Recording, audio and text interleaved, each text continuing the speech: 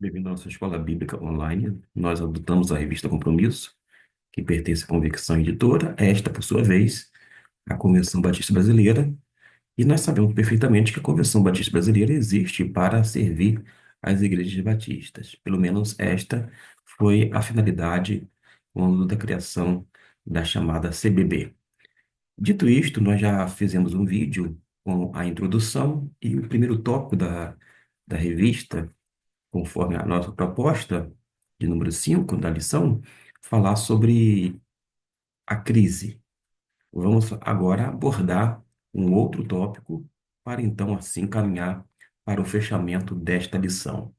Quando nós falamos sobre a crise, mencionamos que quando a crise ele se torna um chamado, por causa de quê? Em meio às crises, há oportunidade de arrependimento e, sobretudo, restauração. Vimos já a introdução, este primeiro tópico, crise, com base no capítulo 1, versículo 1 até o 20, e agora nós vamos até a próxima temática dentro da lição, digo tópico, que diz sobre saída. E graças a Deus, porque em meio à crise há sempre uma saída. A gente precisa naturalmente estar atento para ouvir a voz de Deus, seguir a sua orientação e, havendo necessidade de se arrepender, para que possa experimentar a restauração que vem da parte do Senhor. Vou fazer a leitura conforme está aqui na nossa revista, no texto do profeta, o constante uso de imperativos. Ouçam, prestem atenção, contem, acordem, chorem, gemam, fiquem tristes, vistam-se, venham, denota uma urgência de ação, além de impedir a acomodação e trazer uma convocação à desinstalação do estado de crise, a construção de contrastes, fecundidade e esterilidade, frutos e carestia, pastagens e gafanhotos, festa e lutos.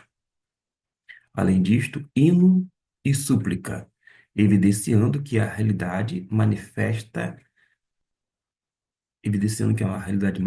está distendida do que Deus havia projetado para o seu povo. Não bastava a proximidade, a solidariedade, como os que sofriam, tornava-se necessário demonstrar o ideal. E com relação a esta saída, já que nós já fizemos leitura, é um tópico bem pequeno, conforme está na nossa revista, é um trechinho bem pequeno, poucas linhas apenas. E o que que a gente pode tecer de comentário para auxiliar, principalmente você que é professor da escola bíblica dominical? Pois bem, quando a gente fala sobre a saída, lembre-se de uma coisa: o profeta convoca o povo, santificai um jejum, convocai uma assembleia solene, diz a palavra de Deus.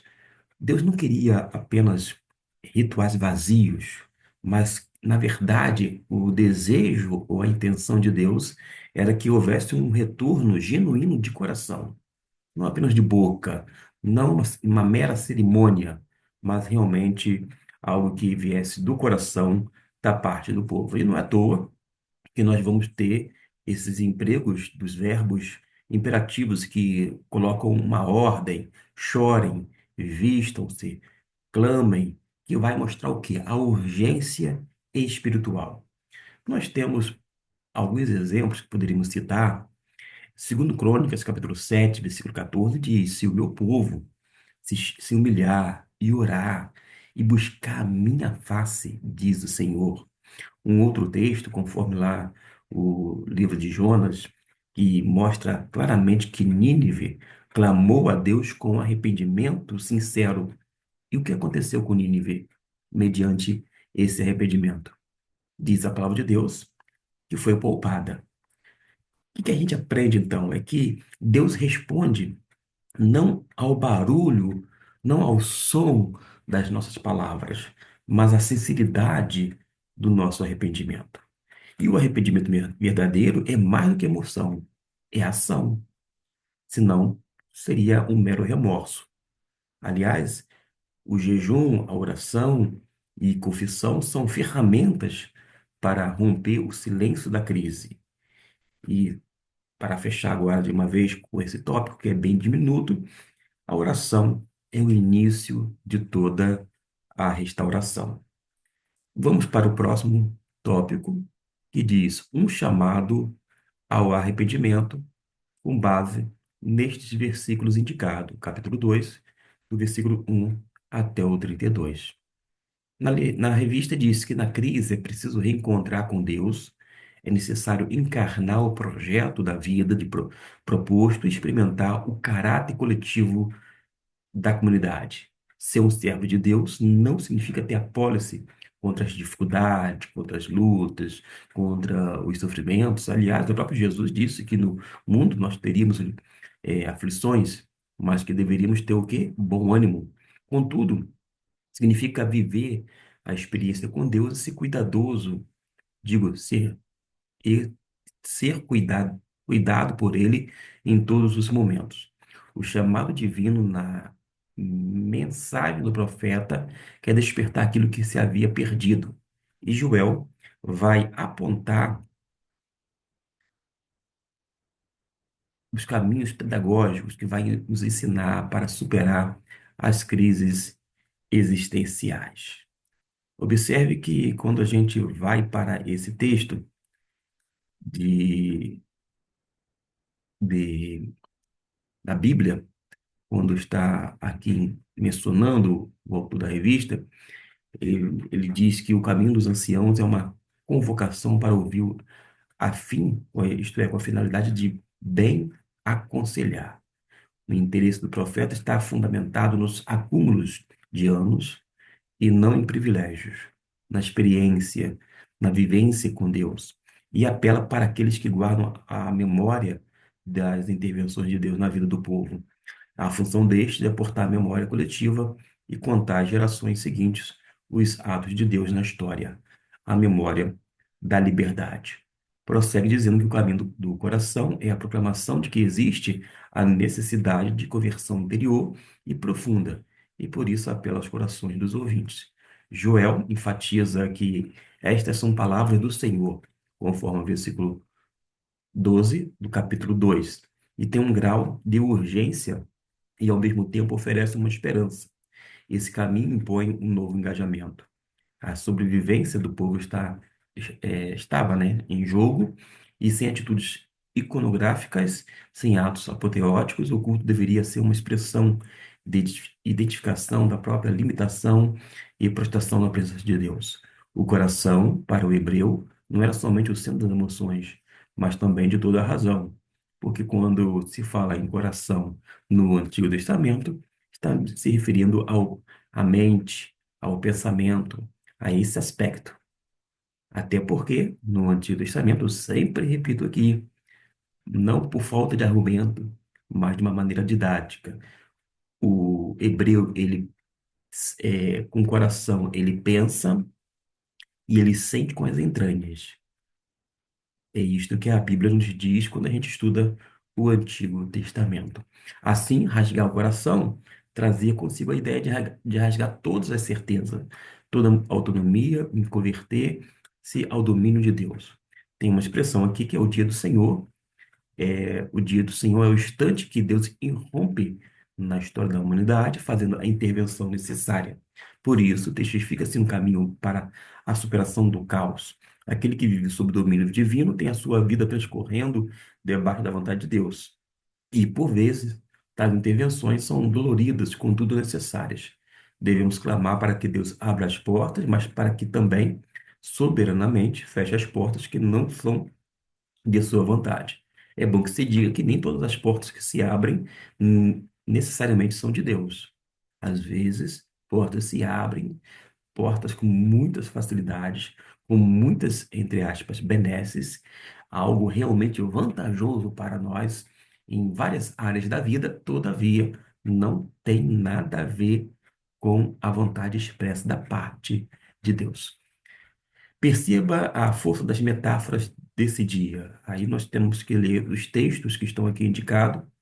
Eu estou fazendo a leitura, porque na hora de fazer o print, eu acabei, ou o escaneamento, eu acabei é, fazendo com que tivesse uma qualidade bem inferior, que prejudica inclusive a leitura. Eu estou tendo dificuldade, imagine vocês, embora eu tenha aqui o recurso da revista impressa bem perto de mim. Mas ainda assim, eu vou deixar aqui a referência, que é Joel capítulo 1, versículo 15, capítulo 2, versículo 2, 4 e 6, ainda do capítulo 2, versículo 10, 11, 15, 18 e capítulo 3, versículo 4, em que Deus está realizando um julgamento público. Aqueles que estiverem longe do centro da sua vontade não subsistirão. Nada existe sem a presença de Deus.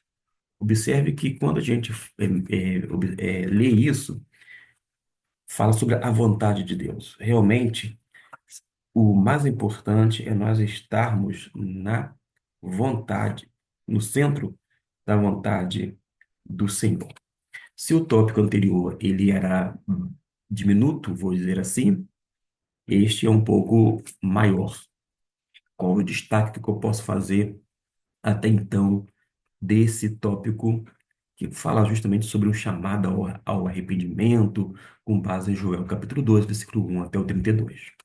Primeiro que o próprio Joel, no seu bojo, no seu livro, vai destacar o apelo de Deus. Deus apela. De que maneira? Observe na sua Bíblia, eu estou com a Bíblia aberta, o que nos diz no versículo do número 13? Diz assim, ó, uma parte que vai nos interessar bastante, 2:13, que fala: rasgai o vosso coração e não as vossas vestes. O profeta está ensinando que o arrependimento é interior e não apenas ritual. O ritual, a cerimônia, a ordem de culto, tudo isto é bom. Todavia, tem que expressar o desejo, a atitude que provém do nosso coração. Deus não despreza, diz a palavra de Deus, o coração quebrantado. Nós aprendemos isto lá no Salmo de número 51. De modo que até mesmo Davi, após o seu pecado, rasgou o coração diante de Deus. Quando a gente se reporta a este salmo citado, 51, a gente vai notar isto. Um outro caso que nós temos agora lá no Novo Testamento é que mostra que, mesmo Pedro tendo negado Jesus, ele chorou amargamente após a negação em relação à pessoa bendita de Cristo Jesus. Mas Pedro foi usado por Deus poderosamente, já restaurado pelo poder de Deus, já completamente perdoado pelo Senhor, e tanto é que ele foi um dos baluartes do início do cristianismo, ou seja, na igreja cristã chamada primitiva. O que mostra perfeitamente que o arrependimento verdadeiro não é um sentimento de culpa, é uma decisão de mudança. Daí nós precisamos voltar-se para o Senhor, no sentido de rasgar certezas e abrir espaço para a vontade dele, para a vontade do Senhor. O arrependimento vai trazer uma liberação, digamos assim, do egoísmo e, ao mesmo tempo, vai restaurar o propósito. De modo que a gente vai compreender que o Espírito de Deus é o agente da transformação interior. Nós não temos condições por nós mesmos de ajudar-nos, mas mediante o auxílio do Espírito Santo, nós podemos, sem dúvida alguma, fazer é, algo para nós mesmos, dando essa permissão para que Deus, de uma forma livre, soberana, age em nosso ser. Ele pode agir sem a nossa vontade? Em tese, ele pode, poder pode, mas ele não faz. Por causa de quê? Ele considera o chamado livre-arbítrio. Tanto é que nós somos responsáveis pelos nossos atos. E quando a gente não faz aquilo que ele deseja, ele se entristece, diz a palavra de Deus em o Novo Testamento. Mas nós podemos andar alinhados com a vontade de Deus através, sem dúvida alguma, da orientação do Espírito Santo. Mas o que que em sua vida precisa ser rasgado diante de Deus hoje? Às vezes a gente precisa literalmente rasgar o nosso coração diante de Deus para que realmente haja cura, haja libertação, haja restauração.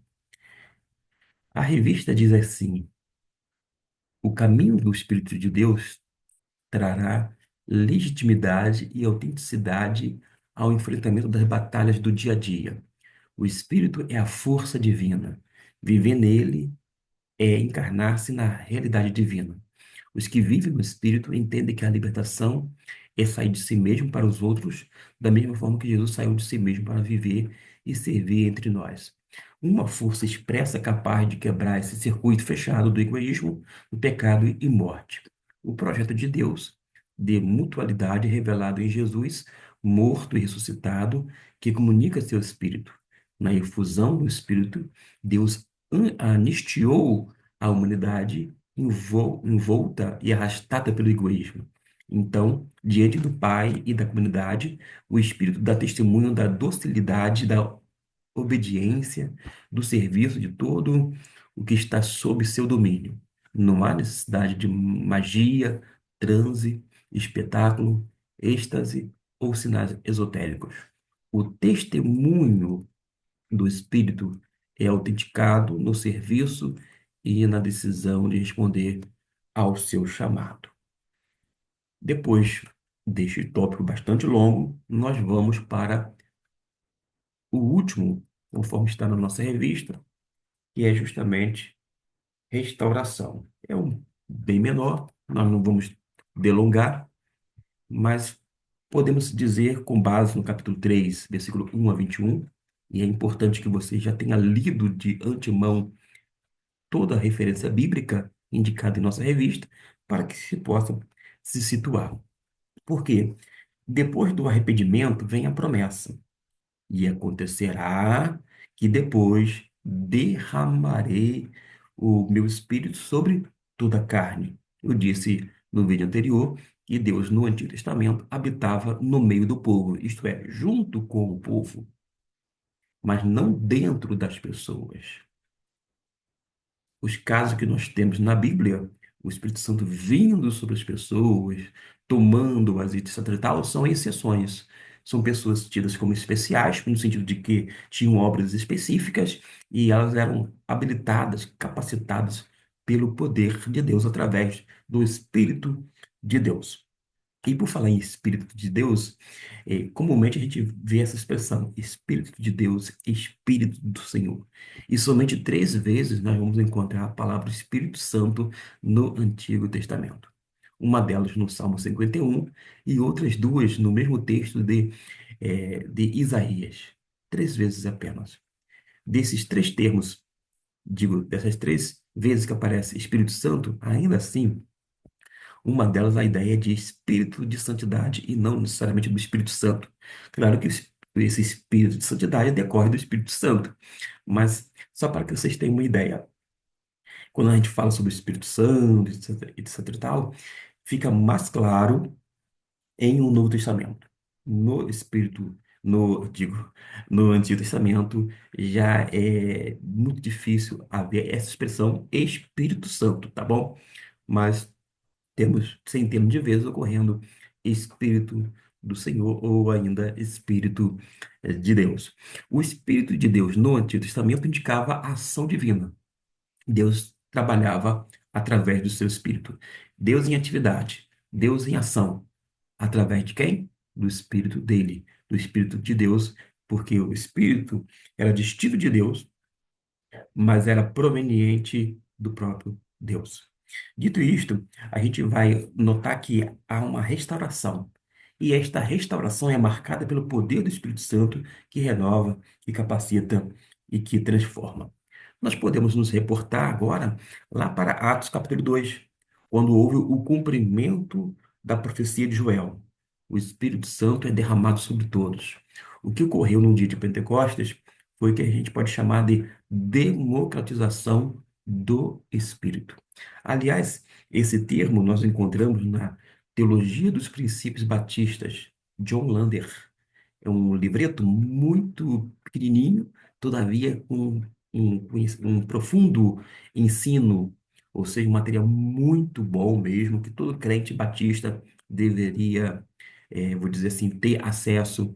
E embora não seja mais publicado, na época era pela Juerp, mas quem sabe adquirir através da estante virtual, de algum sebo, enfim, ter acesso ao conteúdo tão rico da parte da autoria de John Lander, um dos professores do Seminário Teológico Batista do sul do Brasil, que veio dos Estados Unidos, deu uma contribuição enorme, não apenas naquela época, mas deixou um legado que tem perdurado até os dias de hoje. Mas há uma outra expressão, agora não mais no Novo Testamento, mas sim no próprio Antigo Testamento, sobre Ezequiel, que é o vale de ossos secos que volta à vida pelo sopro de Deus. De modo que nós aprendemos, tanto no Novo Testamento quanto no Antigo Testamento, que o Espírito Santo não vem apenas para consolar, ele vem para transformar. E essa transformação se dá através da sua habitação. Deus habita em nós através do seu Santo Espírito.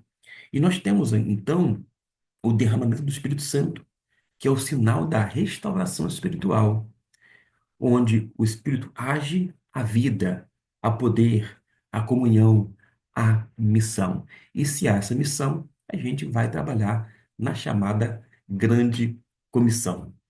E a gente vai ainda notar que o avivamento é a resposta de Deus a um povo arrependido. Agora, a gente poderia fazer uma pergunta muito simples de que o Espírito Santo tem liberdade para agir em sua vida e comunidade? Quando a gente fala sobre o Espírito Santo agir com liberdade, algumas pessoas têm até medo. Por causa de quê? Associa a ação do Espírito Santo com algumas coisas que nós vemos nos dias de hoje.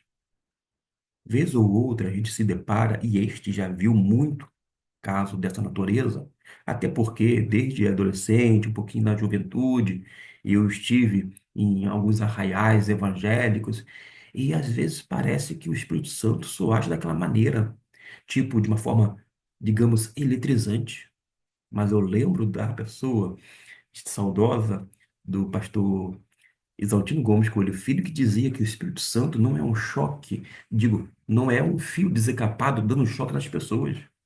As pessoas acham que aquele comportamento, digamos assim, entre aspas, eletrizante, que as pessoas ficam lá tremendo, ficam se movimentando, isso é mover de Deus. Pelo contrário, gente. Deus, como pessoa santa, através do Espírito Santo, que é uma pessoa santa e divina, vai trabalhar na nossa mente, no nosso coração, para moldar e fazer com que haja o caráter de Cristo em nós.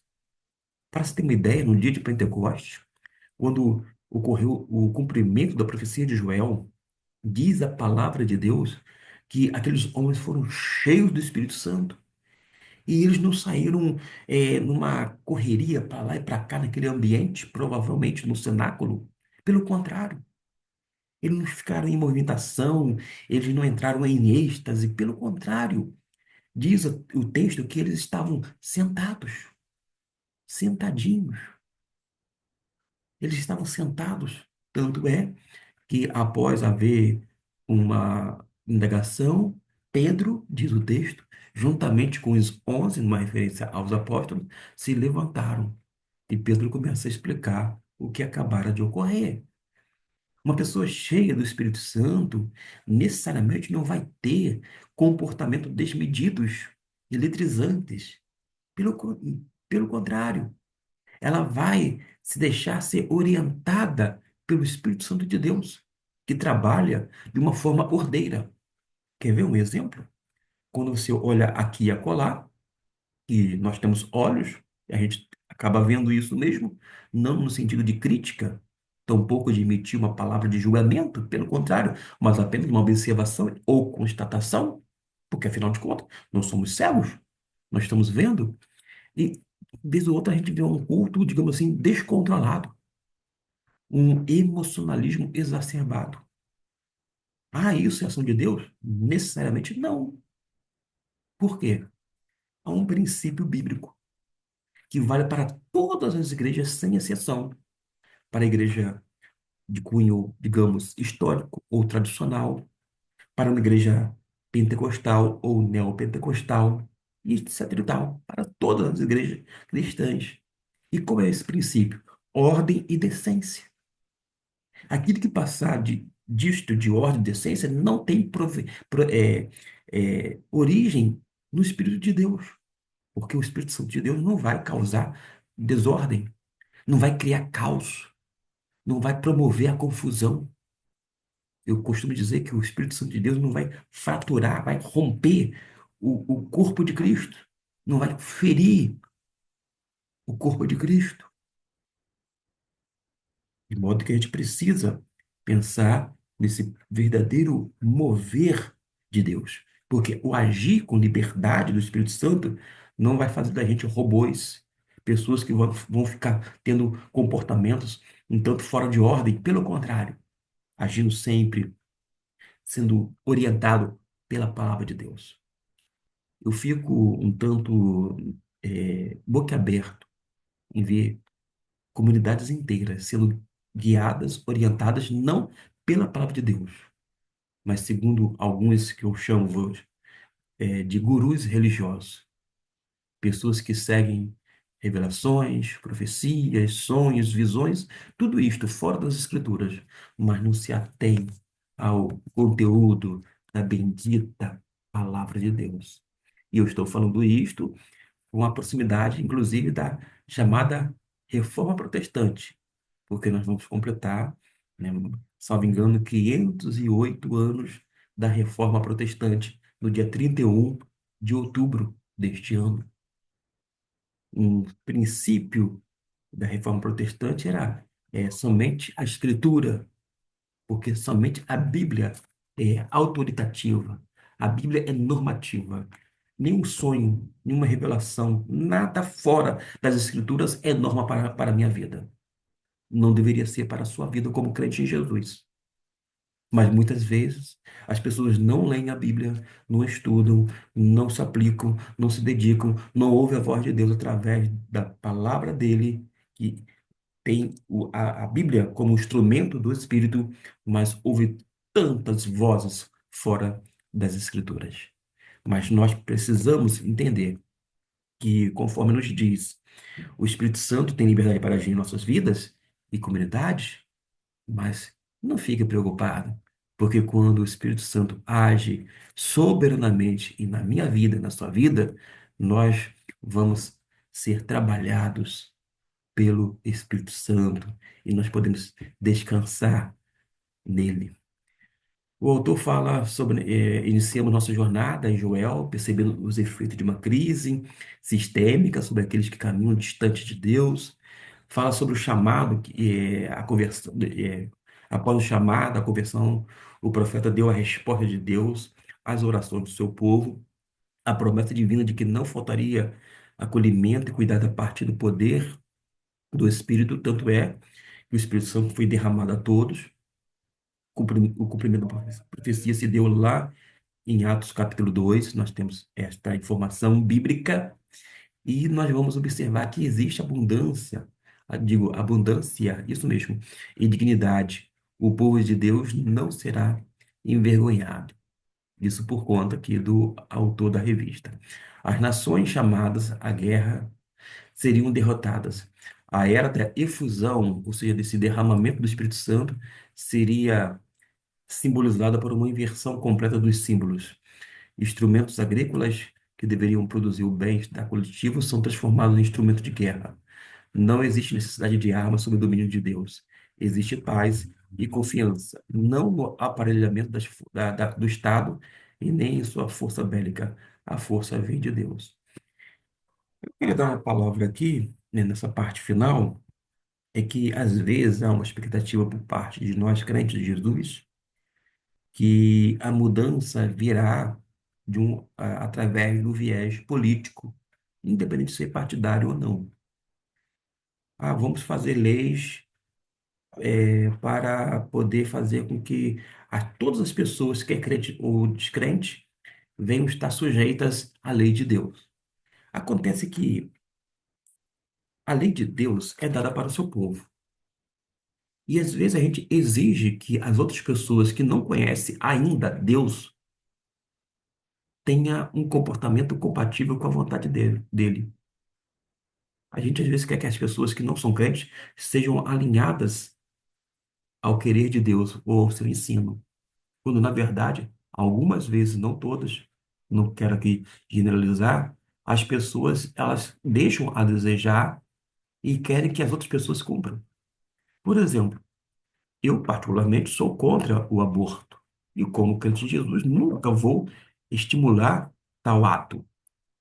Acontece que pessoas não crentes, vez ou outra, independente de ter uma lei contra o aborto ou não, elas poderão realizar tal prática. Mas o que me deixa mais inquieto é ver pessoas realmente que dizem ser cristãs, mas fazem o aborto. Uma outra situação aqui, como exemplificação, a gente sabe o que é corrupção ativa e passiva. Aí a pessoa acha que tem que ter uma lei mais dura sobre a corrupção, mas ele é altamente corrupto no seu serviço, na sociedade na qual está inserido. E ele deseja uma lei forte para que sirva para todos, quando na verdade ele, algumas vezes, pode de repente deixar a desejar. Está aquém daquilo que Deus quer, porque o que vai reger a vida dele é a Escritura Sagrada. Então, às vezes, a gente acha que, através desse campo político, nós vamos resolver a situação do Brasil. Não vamos. Não é pela força bélica, não é pela questão política, é através da anunciação do Evangelho. É por meio de Jesus, que é poder de Deus para todo aquele que nele crê. Porque Jesus não é apenas parte do Evangelho, ele não é o conteúdo apenas do Evangelho. Jesus é o próprio Evangelho, porque Jesus é que transforma, Jesus é que muda. Talvez nós deveríamos anunciar mais e dar um bom testemunho, um testemunho coerente, que faça jus realmente à nossa fé. Vamos para as considerações finais, por causa de quê? O livro de Joel revela uma jornada de crise, de arrependimento e restauração. A descrição descrita em Joel mostra que é preciso reencontrar-se com Deus. Em Joel, capítulo 2, o profeta convoca ao arrependimento sincero, destacando a misericórdia divina. E, finalmente, em Joel, capítulo 3, Deus cumpre a sua promessa de restauração e derramamento do Espírito Santo. Mas acontece que esta restauração, esse derramamento se dá séculos depois, anos e anos depois. E essa promessa representa um novo tempo de comunhão com Deus. E essa trajetória nos ensina que, mesmo em meio às crises, Deus chama para a transformação por meio de arrependimento, renovando a esperança e impulsionando viver de forma relevante. Aí nós concluímos que Joel nos ensina que o caminho da restauração passa por três degraus. O primeiro é a crise, é o momento de confronto. O segundo degrau é o arrependimento, que é justamente o momento de retorno. O terceiro degrau é a restauração, é o momento de renovo. E Deus usa as ruínas para reconstruir corações. Onde há arrependimento, sempre haverá restauração. Se a crise te abateu, não desista. Ela pode ser o início de um novo tempo, porque o arrependimento abre o caminho para o derramar do Espírito Santo, para se mover dos altos céus.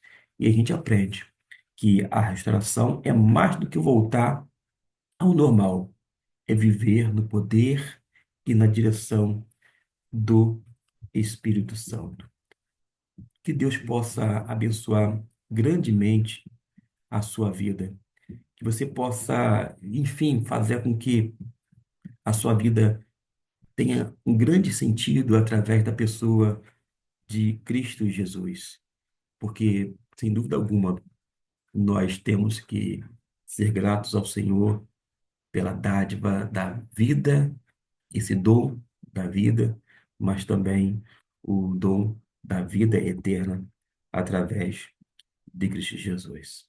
Que Deus possa lhe abençoar rica e abundantemente, porque este, sem dúvida alguma, é o meu desejo, é também a minha oração.